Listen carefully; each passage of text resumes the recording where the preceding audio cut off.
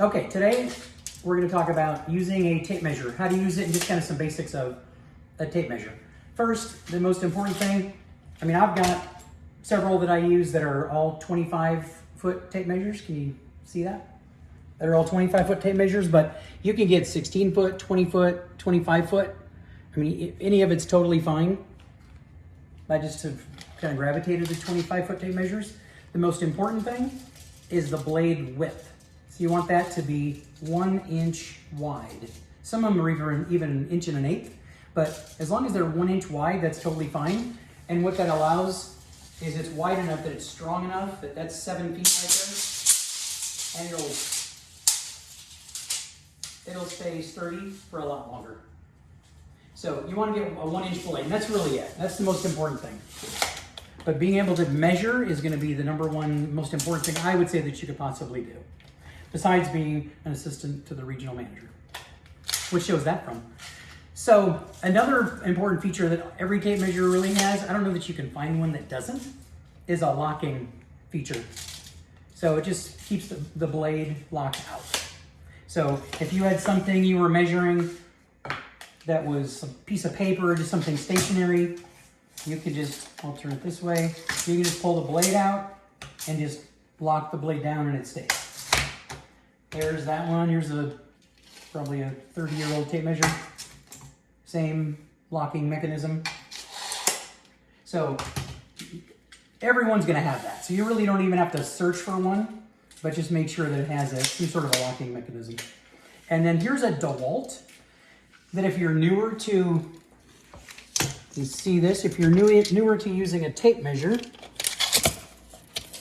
this specific tape measure, notice, has the fractions written out.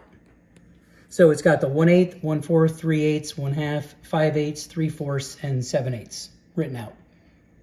For me, it kind of gets in my way because when I see these lines at the top, I see those numbers in my head. But if you're newer to using a tape measure, then you can get this DeWalt. And I'll put links to this one. They also have a 16-foot. I'm sure other companies have it too, but that's just the one that I got. So a tape measure starts at 1/16, and then 1/8, and then 3/16, and a 1/4, and then 5/16. So you're just counting them. So if I start here at the 16-inch without the fractions, it's 1/16, 2, 3, 4, 5, 6, 7/16, and then of course 8/16 is a 1/2 inch. So that's 16.5. So each one is a 1/16 of an inch. But if you're newer to a tape measure, again, this DeWalt might be really handy. So let's just measure a couple things just so you can see. So let's say you want a laptop case. Now like this is a 15.5 inch laptop, and I know that, but that's the diagonal measurement of it. But let's say you want to get a sleeve for it. You want to make sure it fits. So let's use the locking mechanism. So if I want to know the width of this laptop, it is 14, a little bit more than an eighth, so that is 3/16. So that is 14 and 3/16. 1/16, 2/16, which is an eighth, and 3/16. So that is 14 and 3/16 inch wide. And then if we want to know the depth of it, then that is 9 3/4. And that hits exactly where where the DeWalt fraction is. So it's not on the 16th, it's 9 3/4. So it is a little bit handy having that if you're newer to a tape measure. But another example, let's say you have an electric sander and you've got a project that you're going to do and you're thinking, I don't remember the width of the sandpaper that I need for my belt sander.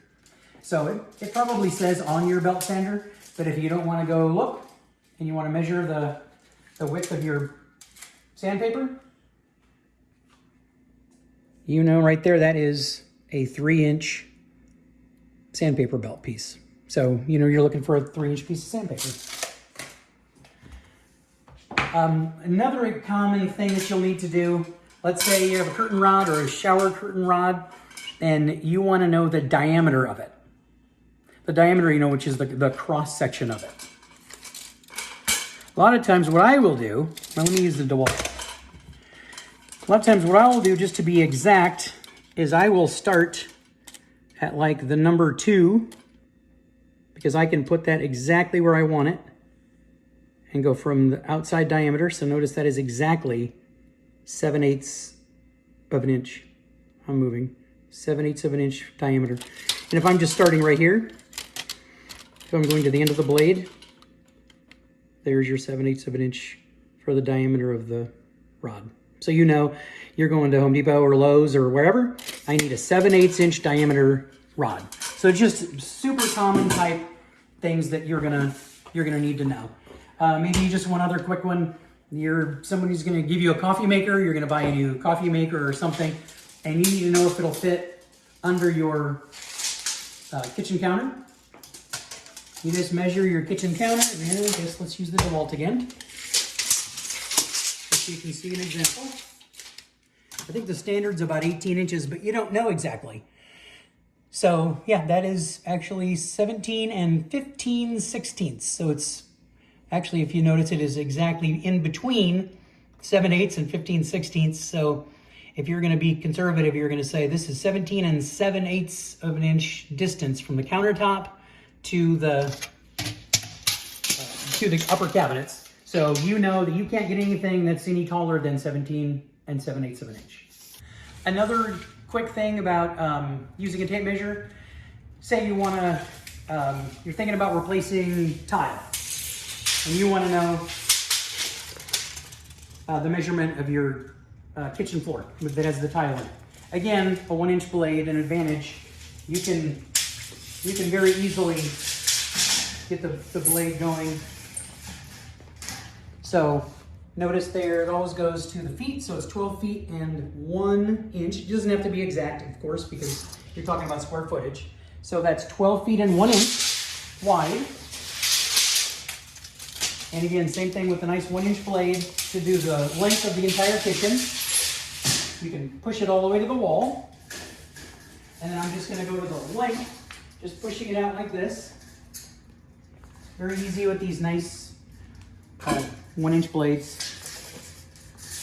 Push it out, and I'm going all the way to the end, and that is close to 21 feet. So it is 20 feet and about 10 inches. So if you want to know, so it was 12 feet by about 21 feet, and if I'm doing the quick math before, it is 252 square feet. So again, just another thing, you could use a tape measure, 252 square feet of tile that you need. And now you can go to Home Depot, Lowe's, or wherever you want to go and tell them how much tile you need. So again, one of the most important things you could possibly do is learn how to use a tape measure and how it works, and you just get comfortable with it. And I'll put the links to this DeWalt and maybe a couple other ones, but if you're newer to it, you can use the DeWalt that has the fractions actually written out. All right. Thank you very much. Have fun.